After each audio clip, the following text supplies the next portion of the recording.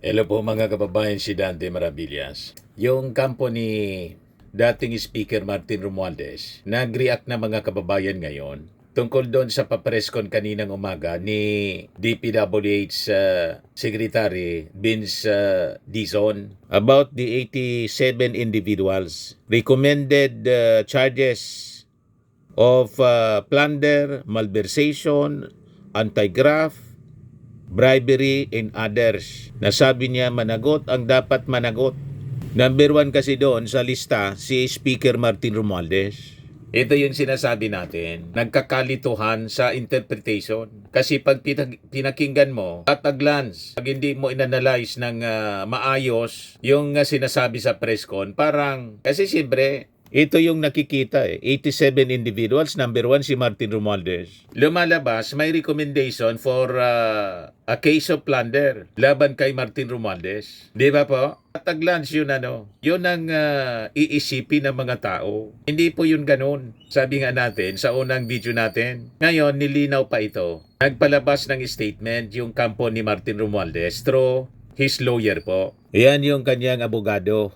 Si Attorney Adi Fajardo. Yan Sabi dyan, Statement of Attorney Adi Fajardo, lawyer, spokesperson ni dating Speaker Martin Romualdez.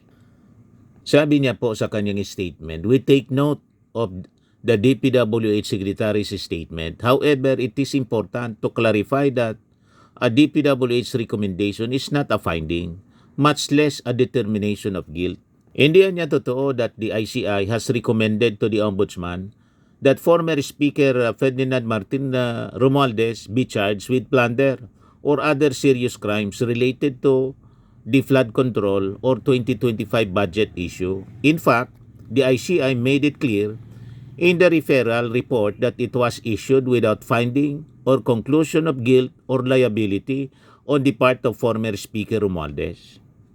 We respect the process and will await the Ombudsman to independently evaluate the submission based on evidence, not press conference soundbites.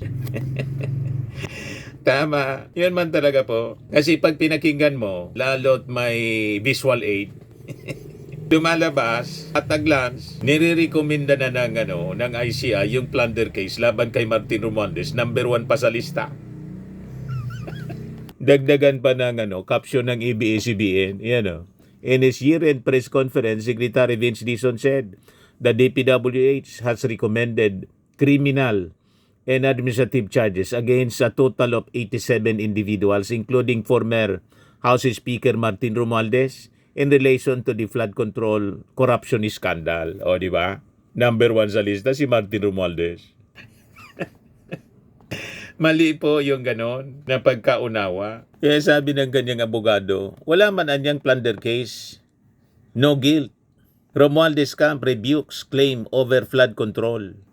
Former Speaker Ferdinand Martin Romualdez camp rejected attempts to pin plunder and other serious crimes on him, underscoring the Independent Commission for Infrastructure, ICI itself, made clear its referral to the Ombudsman was issued without finding or conclusion of guilt or liability. That is exactly, mga kababayan, yung sinasabi natin kanina.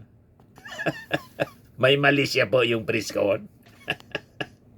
Ano ba? Kaya yung kwento ngayon sa mainstream media, lumalabas, nag-recommend po ng plunder case yung DPWH laban kay Martin Romualdez at mga kasama tulad ni Saldico, ni DPWH Secretary Manny Bonoan, dating DPWH Secretary, at marami pang mga pangalan. Yan ang lumalabas sa kwento. Mali po yon. Kaya sabi dito sa paglilinaw ni Attorney Fajardo sa kanyang statement, abogado at saka spokesperson ni Martin, yung statement niya attributed to the DPWH should not be misconstrued as proof of wrongdoing. We take note of the DPWH Secretary's statement. However, it is important to clarify that a DPWH recommendation is not a finding, much less a determination of guilt, sabi po ni Fajardo. Fajardo categorically denied reports suggesting that the ICI ICI had recommended the filing of plunder or other serious charges against the former speaker. It is not true, Anya, that the ICI has recommended to the Ombudsman that former Speaker Martin Romualdez be charged with plunder or other serious crimes related to the flood control or 2025 budget issue. Yan mismo yung sinabi natin. Wala man pong recommendation na ganon. On the contrary, Anya, sabi ni Attorney Fajardo, the ICI itself underscored the absence of any adverse conclusion against Romualdez in its referral to the Office of the Ombudsman. In fact, the ICI made it clear in the referral report that it was issued without finding or conclusion of guilt or liability on the part of former Speaker Romualdez. Fajardo said Romualdez respects institutional processes and it's confident that the Ombudsman will assess the matter independently and fairly. We respect due process and will await the Ombudsman to independently evaluate the submission based on evidence, not press conference soundbites. Yan po yung malinaw. Yan po yung original report nito sa Inquirer, November 25, ICI, no finding of guilt versus Romualdez in Ombudsman referral. Pagdating sa press ko ng DPWH ni Secretary Vince Dizon, parang lumalabas may recommendation na file ng plunder case si Martin Romualdez at mga kasama. Wala man pong ganon. Isinama kasi si Martin Romualdez doon sa lista, number 1 pa.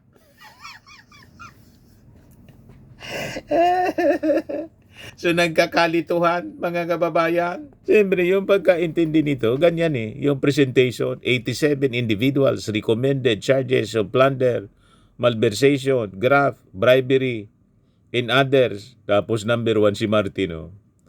Sunod si Saldico, si Sara Diskaya, si dating Secretary Manny Bonoan, si Jingo Estrada, dating senador, si Senator Jingo Estrada, si Bong Revilla, dating senador, si Senator Villanueva, wala pa dito si Chisi Escudero, si former Yusek Bernardo, former Yusek DPWH Maria Catalina Cabral, tapos yung mga iba congressmen. Yan. Mali yung presentation ni Vince Dizon.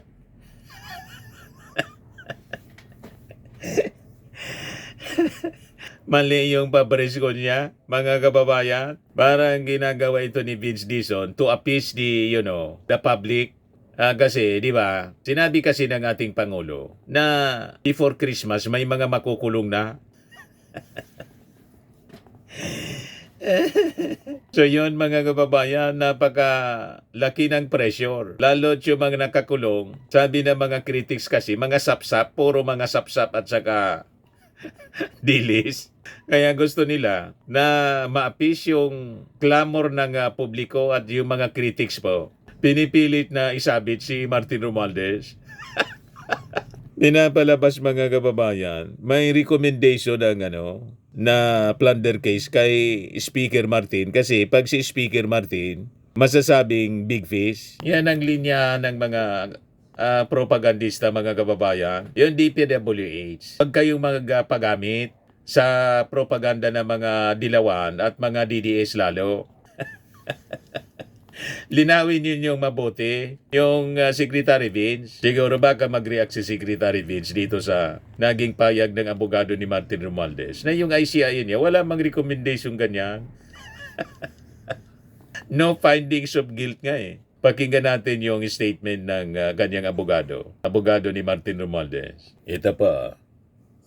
We take note of the statement of the DPWH Secretary. However, it is important to clarify that a DPWH recommendation is not a finding, much less a determination of guilt.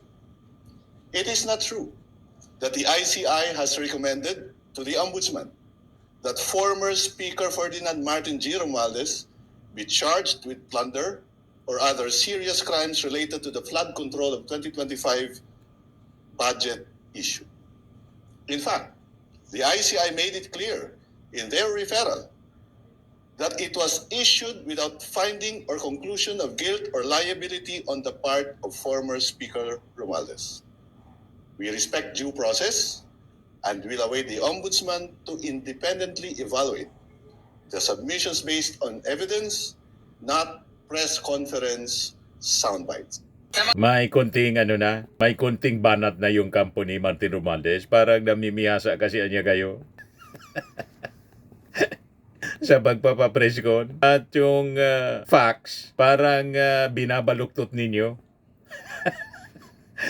Di ba po? So yun ang paglilinaw mga kababayan. Maliwanag na po. Walang nirekomendang plunder case laban kay Martin Romualdez. Kay Martin Romualdez lang. Pero yung iba, mayroon siguro. Kaya lang sinama yung pangalan ni Martin. Wala pong walang adverse findings laban kay Martin Romualdez. Yan ang malinaw po. Yung ICI, yan ang ibig sabihin natin. Okay po, malinaw na.